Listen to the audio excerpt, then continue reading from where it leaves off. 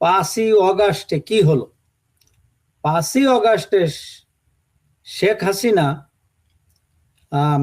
দেশ ত্যাগ করলো, পালাই গেল, তার ইন্টার ক্যাবিনেট পালাই গেল, ইন্টার পার্লামেন্ট 300 মেম্বারই পালাই গেল, এবং তারা দেশে না বিদেশেই পালাই যেতে হইলো। জনরোষ এত ছিল, তারা তাদের সহায় সম্পত্তি পরিবার ফেলে পালিয়ে গেল, স্পিকার পালাই গেল, তারপরে চিফ জাস্টিস সহ তার অ্যাসোসিয়েট জাস্টিসরা সবাই পালাই গেল।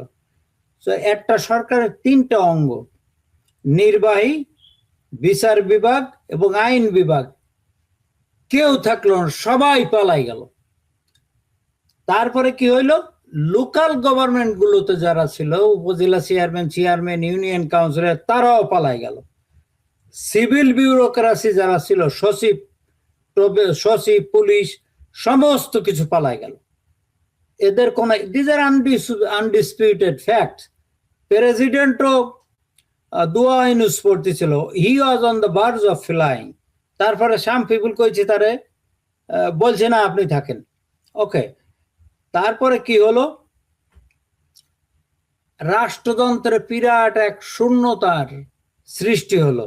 যেমন ধরেন, আওয়ামী লীগ গভর্নমেন্ট গত 17 বছর ধরে যে দুঃশাসন, অপশাসন, হত্যা, গুম, বিরোধী দলের সাপ্রেশন করে, ইলেকট্রাল সিস্টেম রে ইরোশন করে, এবং সিভিল লিবার্টি অর্থাৎ মানুষের মৌলিক অধিকারকে ধ্বংস করে যে শাসন চালাইছিল, সেই শাসনটা কি হলো? যেটা it created a complete break in constitutional governance, and the constitutional order যেটা ছিল সেটা পুরাটাই ভেঙে পড়ে। আমি আপনারে বলছি, সেটা আনডিসপিউটেড ফ্যাক্ট, যেটাকে কোনো বিতর্কিত করা যায় না। একটা আন্দোলন হয়ে গেল, একটা বিপ্লব হয়ে গেল। 5ই অগাস্ট শেখ হাসিনা তার গভর্নমেন্ট কোলাপস করলো, মানে পতন হলো। পতন মানে কি? এর পতনের তো একটা ধারাবাহিকতা আছে। তারা পতনের পরে তারা কেউই দেশে থাকলো না। আমি সেটা বলি আপনারা, কোন কনস্টিটিউশনের আন্ডারে যদি শাসন চলে, সে কনস্টিটিউশন ইফেক্টিভ থাকতে হয়, কনস্টিটিউশনাল স্ট্রাকচার গুলা অর্থাৎ অর্গান গুলা ইনট্যাক্ট থাকতে হয়। তাইলেই বুঝবেন যে কনস্টিটিউশন কন্টিনিউ করছে বা কনস্টিটিউশনের ধারাবাহিকতা রক্ষা হচ্ছে।